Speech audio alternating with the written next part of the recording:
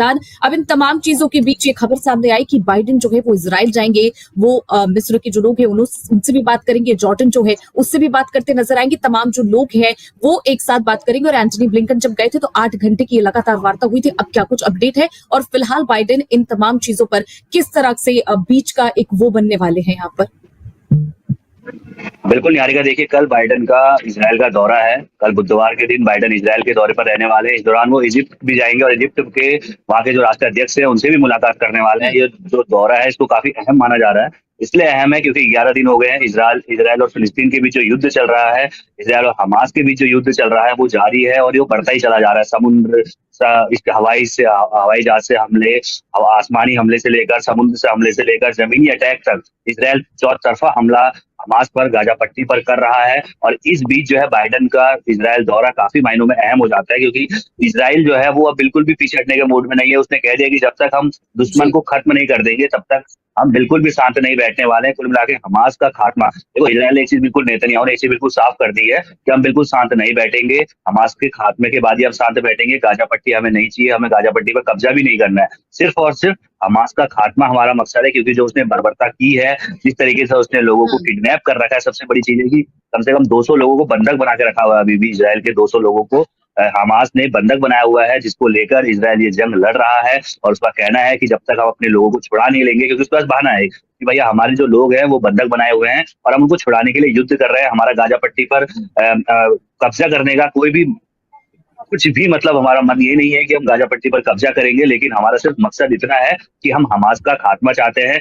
कि हमास ने आज तक का जो इतिहास है ये सबसे बड़ा एक हमला है। करीबन ये सोचिए कि 20 मिनट के अंदर करीब 5000 रॉकेट दागे गए थे हमास की तरफ से, वो भी अचानक से। सुबह सुबह जब 7 अक्टूबर के दिन हमला किया गया था उसके बाद से ही इजराइल लगातार मोर्चे पर है। पहले हवाई फायरिंग की गई, लेकिन अब जो है वो जमीन पर, यानी कि जमीनी स्तर पर जमीन पर उतरने के लिए इजराइल की जो सेना है वो तैयार है। गाजा बॉर्डर पर इजराइल की सेना बिल्कुल तैनात है और अल्टीमेटम भी कल इजराइल ने दिया था। हालांकि अभी जो इजरायली सेना है वो गाजा पट्टी के अंदर घुसी नहीं है। इसकी सबसे बड़ी वजह यही है कि जो ऐसा कहा जा रहा है कि जो आतंकी है उन्होंने अब एक नई ट्रिक अपना ली है कि जब वो हमला करते हैं उसके बाद वो जमीन के अंदर एक सुरंग बना ली जाती है, वहां वो मौजूद रहते हैं, तो हवाई हमले से उनको कोई असर नहीं पड़ता है। इसीलिए इजराइल जो है वो अब गाजा पट्टी के अंदर दाखिल होने वाली है।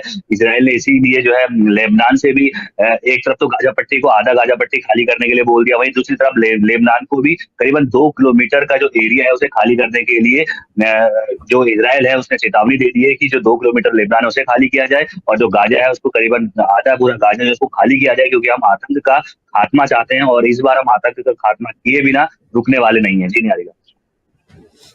तो इन तमाम चीजों के बीच ये खबरें भी लगातार सामने आ रही है खजान की, अगर ये जो वॉर है वो बढ़ती है तो अमेरिका और ईरान दोनों ही अपने वेपन की जो टेस्टिंग है वो करने के लिए बेहद ज्यादा बेताब रहते हैं और इन वॉर में लगातार ये कोशिश भी करते हैं कि जो अपने वेपन है उनकी टेस्टिंग वो करने के लिए उनको मौका भी मिलता है। तो अगर ये चीजें हो जाती हैं फिर क्या कुछ होने वाला है, क्योंकि ये जो वॉर है वो अब रुकने का नाम नहीं ले रही और ईरान अब सीधे तौर पर कई सारे बयान दे चुका है। अभी हमने थोड़ी देर पहले भी खबर दिखाई, ईरान ने साफ तौर पर कहा कि ये जो तमाम हमले हैं अगर बंद नहीं हुए तो कई मोर्चों पर युद्ध खुल सकता है।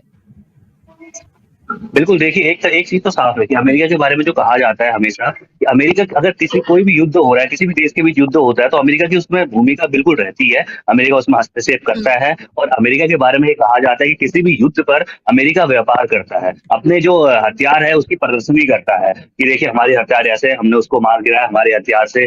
इजराइल ने हमास के इतने ठिकानों पर ताबड़तोड़ हमले किए, तो वो हथियार की एक ब्रांडिंग हो जाती है, उस हथियार के बारे में वो प्रदर्शनी करता है ताकि अन्य जो देश है वो भी उस हथियार को खरीदे। तो कुल मिला के अमेरिका इसको एक बिजनेस की तरह लेता है। इस तरह की चर्चाएं हर युद्ध में चलती है, चाहे वो हमने रूस यूक्रेन का युद्ध देखा था तो यूक्रेन की तरफ से अमेरिका को हथियार दिए गए थे, अमेरिका ने यूक्रेन को हथियार दिए जिससे रूस पर कई हमले हुए, तो उस दौरान भी। और ऐसे ही ईरान का भी हाल है। हालांकि ईरान और अगर हम इजराइल की बात करें तो ईरान को कई बार इजराइल ने पटकनी दी है। इजराइल और ईरान के बीच इससे पहले भी युद्ध हुए हैं। यहाँ तक कि पूरे अरब देशों में इजराइल जो है कोई इतना बड़ा देश नहीं है। इजराइल की जो जनसंख्या है वो लाखों में है। भाई ईरान की अगर हम बात करें तो करोड़ों में जनसंख्या है, करीबन 8 करोड़ जनसंख्या ईरान में रहती है। उसके बावजूद भी इजराइल की जो टेक्नोलॉजी है वो काफी मजबूत है। और सबसे बड़ी बात है कि इजराइल के साथ जो है वो अमेरिका जैसा एक मजबूत देश है जिसके पास टेक्नोलॉजी के मामले में, हथियारों के मामले में अमेरिका नंबर 1 है और वो इजराइल को सपोर्ट करता है। अगर ये युद्ध होता है, युद्ध बढ़ता है, देखिए ईरान ने साफ तौर पर कह दिया कि अगर ये युद्ध विराम नहीं हुआ, अगर गाजा पर हमला जारी रहे तो ये युद्ध और स्तरों पर खुल सकता है। लेकिन इसका साफ तौर पर कहना है कि युद्ध जो है वो और आगे बढ़ेगा और इस युद्ध में और मोर्चे खुलेंगे, अन्य देश भी शामिल होंगे।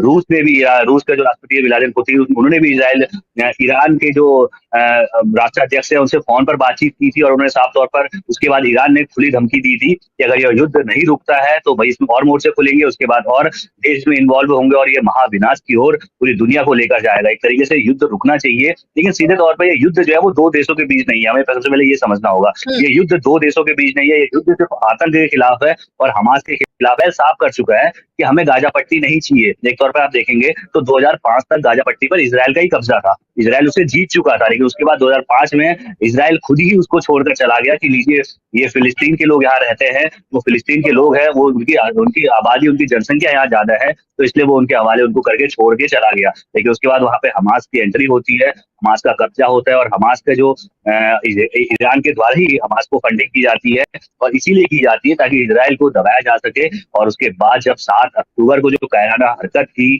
हमास के द्वारा, जो आतंकी हमला किया गया, रॉकेट दागे गए, कई निर्दोष लोगों को इजराइल में मार दिया गया, बंधक बनाया गया, वो एक प्लानिंग थी, पूरी प्लानिंग के तहत किया गया था। हमास के अभी जो इजराइल की जो खुफिया एजेंसी है उसने जब इसमें जांच जारी है, तो जब जांच कर रही है तो कई सारी चीजें ऐसे निकल कर आ रही है कि कोड वर्ड के जा रही जो कोड वर्ड थे उसके जरिए हमला किया गया था, यानी पूरी प्लानिंग थी। बस नाम रखा था कोड वर्ड का, ब्लैक रखा था बस यानी कि किडनैप करना है, ब्लैक यानी कि मार देना है। तो इस तरीके से अन्य कोड वर्ड के जरिए पूरी प्लानिंग के तहत 7 अक्टूबर के दिन हमला किया गया था, जिसमें करीबन 1200-1300 लोग जो है वो इजरायली मारे गए थे। उसके बाद से लगातार इजराइल का अटैक जारी है और हमास का एक और कमांडर, अभी कुछ ही घंटे पहले खबर आई है कि हमास का एक और कमांडर जो उस दिन हमले में शामिल था, यहाँ तक उसको मास्टरमाइंड तक बताया जा रहा है कि उस हमले में उसकी बहुत भूमिका थी, उसको इजरायली सेना ने ढेर कर दिया है। कुल मिलाकर अभी तक करीब 6 से 7 कमांडर हमास के मारे जा चुके हैं, लेकिन अभी भी इजराइल रुकने का नाम नहीं ले रहा है, क्योंकि उसका सीधे तौर पर कहना है कि हम हमास का नक्शा बदल देंगे, हमास को पूरी तरीके से साफ कर देंगे। साफ करने का मतलब यह है कि हमास से जो गाजा पट्टी है वहां से पूरा हमास का खात्मा करना ही गाजा पट्टी को साफ करने का इजराइल का साफ तौर पर कहना है। जी, तो हमने यहाँ पर लगातार तस्वीरें